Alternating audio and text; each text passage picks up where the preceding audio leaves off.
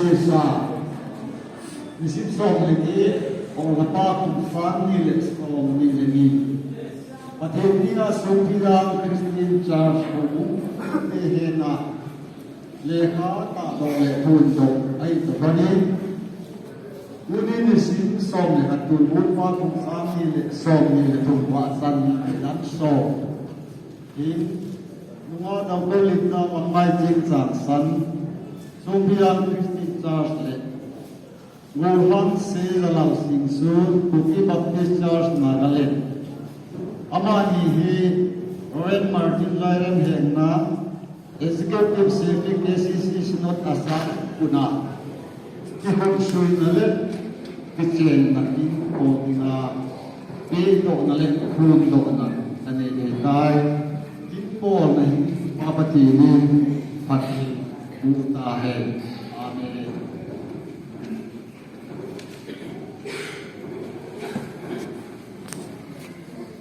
Demon sama untuk ingin Kuki Baptist Church mereka mungkin hotel Semhoi.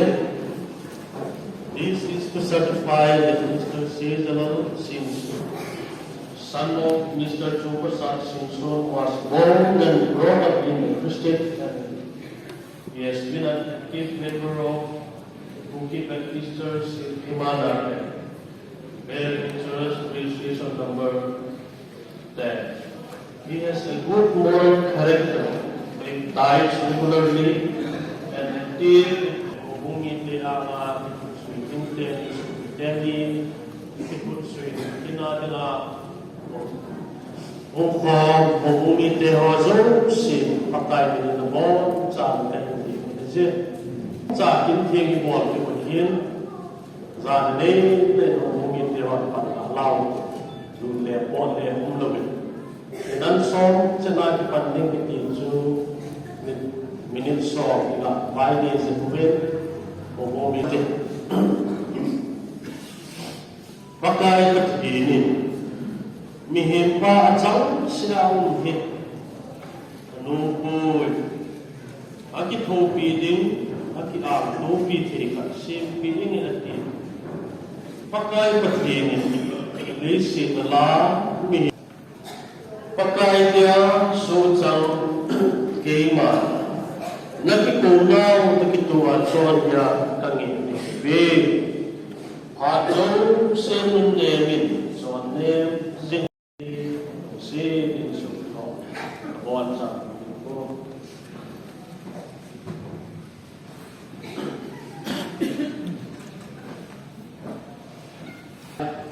Sule, Houbung ite ang sunga ikutsuna, kinti, kama say may kilawa, kung kila kichenna nila, Hetong sulite ni tuni ni Kohen, Sophie Seilal ng mga katunganahi, at sinabay naman din Linda lamlay sa san. In kuat na si Hetjingna mo tabi na. Amen. Zia tahun ahin amadia kize atin tabi ni na. Amen. Mihin kuahin hil hasil ko. Namoni besi ni dung trejet.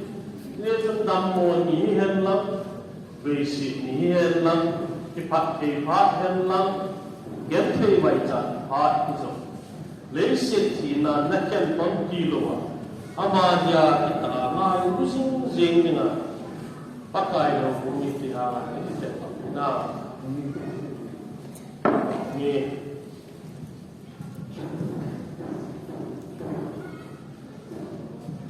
don so ni Linda lamlay sa san pakai Houbung ite ala tunidan ta hata to ni ite nazid namadin Seilal singsun in kwa na Hetjingna na punta na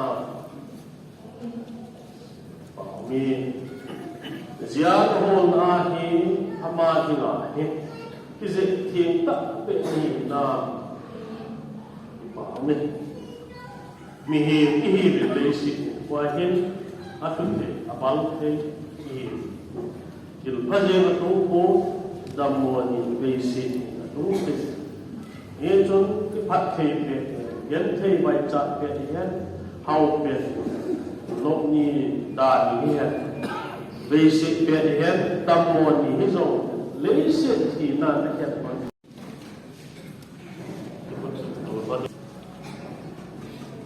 pakai de o bumi te ana lunggim ta zidina ne ki hon panna ko to panna veise ni hamse ni phat ni hau ni vai cha ni to zia nitum jing dina ne pangi ema pakai cha pa so ma tin dai lu ken na pa chapa tu de tanau ni ni dan ta ko lupa ni pantai je kita kita jun ini ku so saya dalam so ini di mai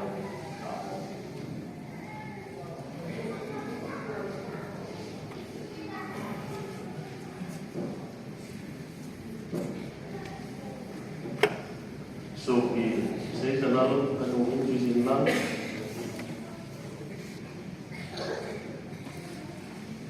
kaji nei tai ai lo lupa ai kon tai pot set na ya si na ja ni kon ni ye chun so ki sei za na ka no ji sin nang ke ma hin nang ma hin zia ni za ngai ku sung tinga các cái chất trong nhiều chuyện chất bột dẻo của vụ này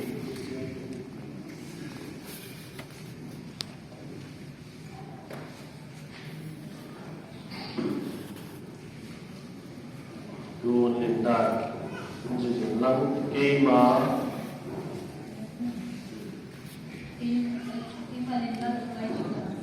in lăng mà Ziania ngoài nó dính tinh là các cái chất nó mèo xịn là cái chất bột dẻo thì các vụ bị hiện tại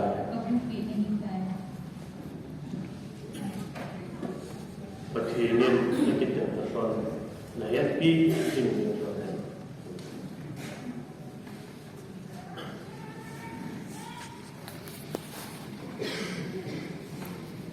tôi nên bằng hạt tiền và tiền mà chơi ra em sẵn tiến chỉ sung tiền cho đấy sung thì xây ra là cũng mà sắp biển em tiến chỉ dâu tiền và những này thì chúng ta dâu cho nó cũng test tiền khác chỉ là mình gì luôn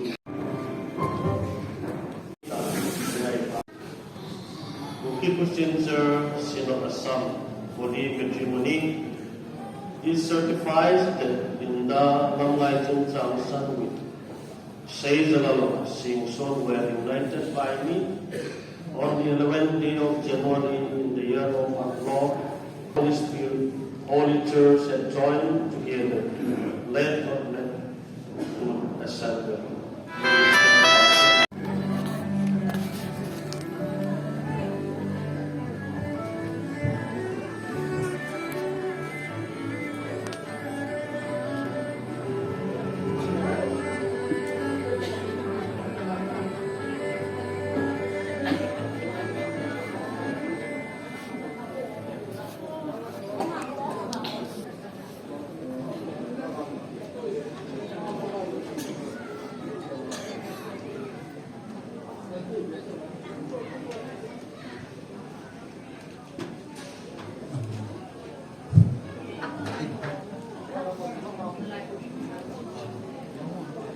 Con sa bên công tàu đi.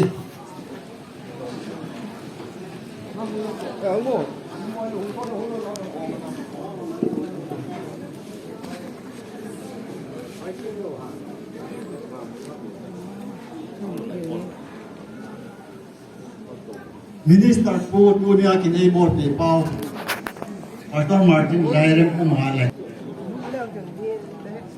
Pastor Martin Lairem len tul hol he tinhi nga kato na kao na iman video hin. Zouting chule. Kasi ke sompidang maunule maulang pabui opi na kinhin mor pailew pa uminte.